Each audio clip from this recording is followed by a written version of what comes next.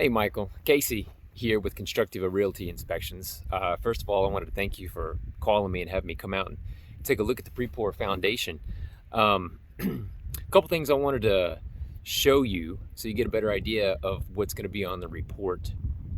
First of all, here at the forms, you got quite a few places, and this is very common, where they haven't filled in yet around the bottoms. So you can imagine what's going to happen when they pour that wet concrete down here. It's all just going to slush out, and you're going to have this big mound of concrete built up here. That's going to harden, and that's going to stay there.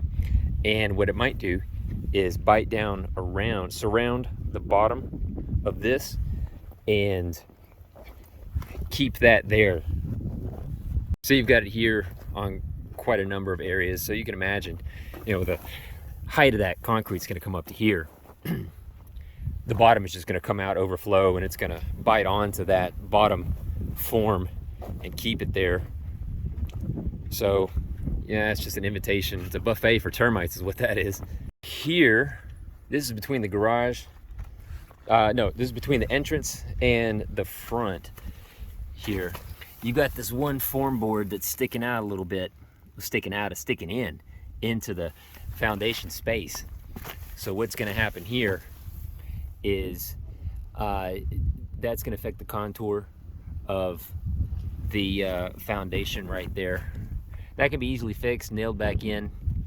Got quite a few spaces where this vapor barrier has been torn. This should be a 10 mil vapor barrier, and they use the 6, which is a little bit thinner. Over here at the back left corner, you've got your reinforcement tendons. These should be 6 inches at least from the corner of the foundation. So this one's just underneath 5.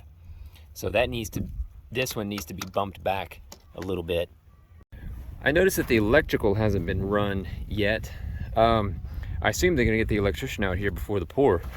I'm guessing that this is probably your kitchen island, and I don't see any conduit here, nor do I see a grounding wire for a slab ground. A couple of things over here on the right side.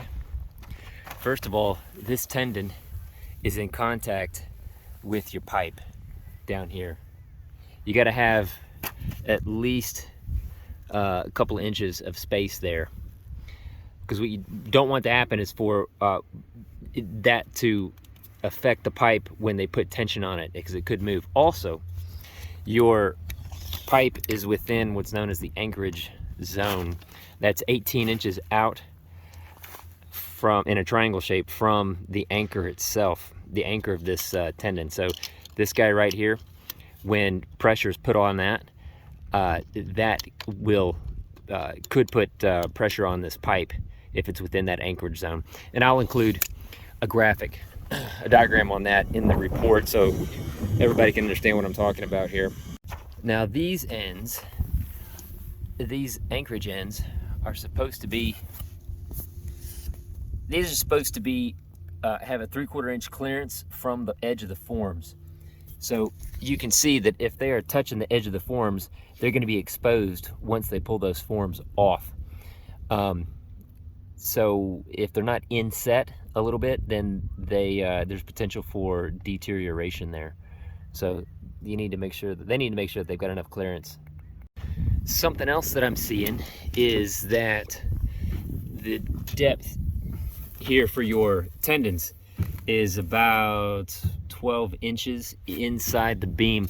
Typically, these are 6 inches inside the beam from the bottom. So definitely want to have them triple check with the plans to make sure that these tendons here in the bottom are installed accordingly. A few places around, there's some garbage here and there inside the beams. I've been pulling out a few bottles and chunks of wood and stuff, so just trying to keep it clean. I mean, it's easier to pull it out than it is to put it on the report, frankly. You don't have that much. Going back to the vapor barrier, you can see how it's pretty well torn here, and then along the side of that pad here, pretty much all of these penetrations where they're dealing with pipes and things, they've got damaged vapor barrier. Now this should be sealed up. I mean, this can all be taped fairly easily. This too, you know. This can be cut back and taped to follow the contour of this pad. Just gonna need a little bit more concrete to fill it, that's all. But it really helps to prevent moisture from rising through the foundation. And speaking of moisture, if anybody's curious about moisture, you can see it condensating underneath this plastic. I mean, this is it. This is what you're trying to avoid coming up through the bottom of the slab, because it can.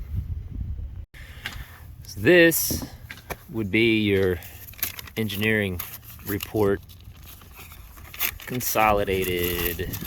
Yeah. So this shows that it passed. So, all right. Well, the engineer likes it. They're ready for it.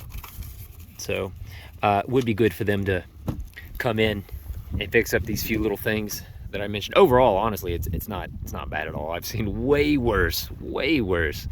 The tendons are in pretty good shape.